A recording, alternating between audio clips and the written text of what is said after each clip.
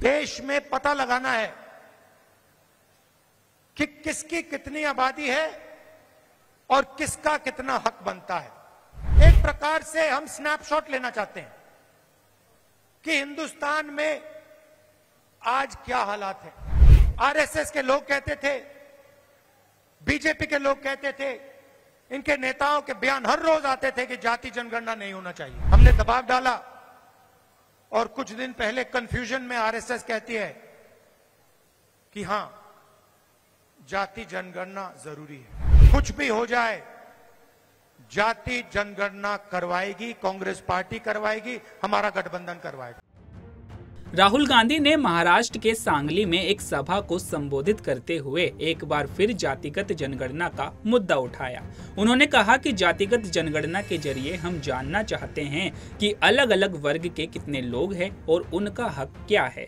पहले BJP RSS ने जातिगत जनगणना का विरोध किया, लेकिन जब हमने दबाव डाला तो आरएसएस ने कहा कि जातिगत जनगणना जरूरी है। वहीं राहुल गांधी ने आगे क्या कुछ कहा, देखिए वीडियो। हमने जाति जनगणना की बात की।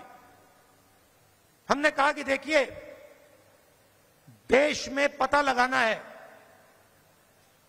कि किसकी कितनी आबादी है और किसका कितना हक बनता है।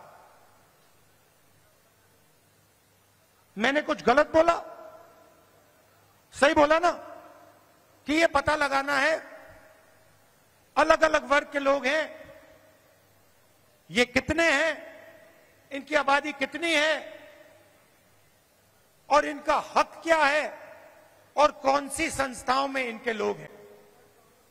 एक प्रकार से हम स्नैपशॉट लेना चाहते हैं कि हिंदुस्तान में आज क्या हालात है।